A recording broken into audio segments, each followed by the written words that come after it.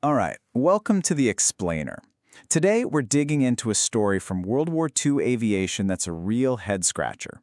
It's all about what happens when you have a good idea, but it's just not quite good enough. Okay, so you know the Spitfire. You definitely know the Messerschmitt Bf-109. They're legends, right? You've probably even flown them in games. But what about the Bristol 146? Ever heard of it? I mean, this thing was designed to go head-to-head with those icons. It was built by a major company for the Royal Air Force. So, where did it go? And here's where it gets weird. In 1938, it's actually flying for the RAF. But by 1944, it's literally scrap metal. It went from a really promising prototype to the scrap heap in just 6 years, and it never even saw combat. It's like a ghost of the air war. So over the next few minutes, we're going to figure out why. But we're not just solving a historical mystery here. No, hidden inside this plane's failure is a masterclass in dogfighting tactics. And these are lessons that are just as deadly in your favorite flight sim today as they were over Europe back then. Let's get into it. All right, Section 1. Let's set the stage for this forgotten fighter. Okay, now take a look at this. The interesting part here is that design roll column. See that? The Spitfire, the Bf-109, and our mystery plane, the Bristol 146. They were all designed to do the exact same thing. They were all single-seat interceptors and dogfighters. They came from the same requirement at the same time. This wasn't some wacky experiment. This was supposed to be a serious contender. So, if it was built for the same job, then the reason it failed has to be somewhere in the performance specs, right? The numbers don't lie. So let's dig into the data. Right. Check out this chart. We've got the three big ones: top speed, weapons, and engine power. Now the armament, that's pretty similar. 8 machine guns, totally standard for early British fighters. The engine power is a little bit lower, but is that the killer? Take a look. Can you spot the number that's the real deal breaker here? And there it is. This chart just lays it bare. Look at that massive gap. The Spitfire and the 109, they're screaming along at 350, 360 miles an hour. The Bristol 146, it's barely hitting 300. That is not a small difference. In a dogfight, that is a lifetime. It's a fatal flaw, plain and simple. So what does being 50+ miles per hour slower actually mean when the bullets start flying? Well, it's a total nightmare. You can't catch anyone, you can't run away, you're a sitting duck. A faster enemy can just climb right over you and then dive down whenever they want, picking you apart. In the new era of air combat, speed was becoming king. Okay, so it was slow. Case closed, right? Well, not exactly. The real reason it failed is a bit more complicated. It wasn't just that the plane itself was bad.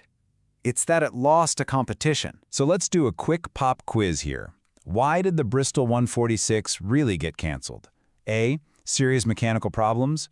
B, it crashed during testing. Or C, other planes were just better. The answer is C. By all accounts, the 146 was actually a pretty nice plane to fly. The problem wasn't that it was bad. The problem was that 2 other planes were just incredibly history-makingly good. And here's why. You see, the Supermarine Spitfire and the Hawker Hurricane were already on the way. And they had a secret weapon, the brand new, game-changing Rolls-Royce Merlin engine. That engine gave them the speed and the power the Bristol 146, with its older Bristol Mercury engine, just couldn't touch. It basically came in 3rd place in a 3-horse race. Only one prototype was ever even built. So we know the Bristol 146 lost to the Spitfire, but to really get why the Spitfire was such a big deal, we have to go beyond just the engine and the speed. We need to talk strategy. This brings us to the 2 big ideas in any dogfight: the turn fighter versus the energy fighter. Basically, almost every fighter falls into one of 2 categories. You've got your turn fighters. These guys want to get into a tight, horizontal turning battle, a classic dogfight, and just out-turn you. Then you have your energy fighters. They use speed and altitude as their weapon. They make high-speed diving attacks, what's called a boom and zoom, and then use that speed to climb away where you can't follow. And this is the whole point. The Spitfire is the classic, textbook example of a turn fighter.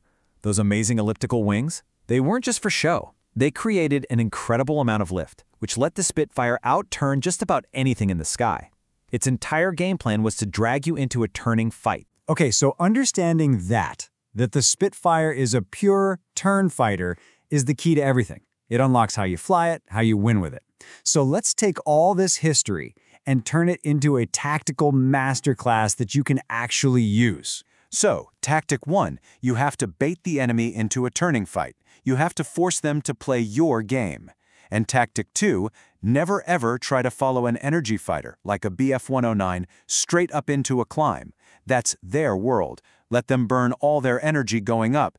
You stay down, turn tight, and wait. This quote says it all. If they try to zoom away, you don't follow them straight up. You'll just lose all your speed and stall. The smart move is to spiral climb, keeping your own energy high and just wait for them to come back down to you, which they have to do eventually. Next up, Tactic 3. Fly with your team. The Spitfire isn't a solo assassin. It's a team player. You trap an enemy in a turn, and your buddy in a faster plane dives in for the kill. And number 4. Use your environment. The Spitfire loves medium to low altitudes. That's where its wings work best. So drag the fight down there, to your home turf. And what if you're the one being dived on? Here's the classic move. As they're screaming down at you, you pull a barrel roll to dodge, and the second they overshoot and fly past, you yank the stick back and turn hard into them. You've just gone from defense to offense in a split second.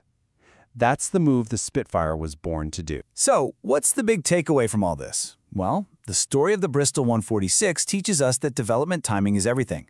Speed and climb rate decide who's in charge of the fight.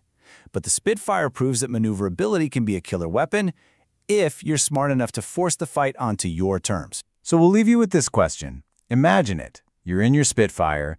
You see that classic silhouette of a BF-109 diving on you out of the sun. You know the history. You know the tactics. What's your move?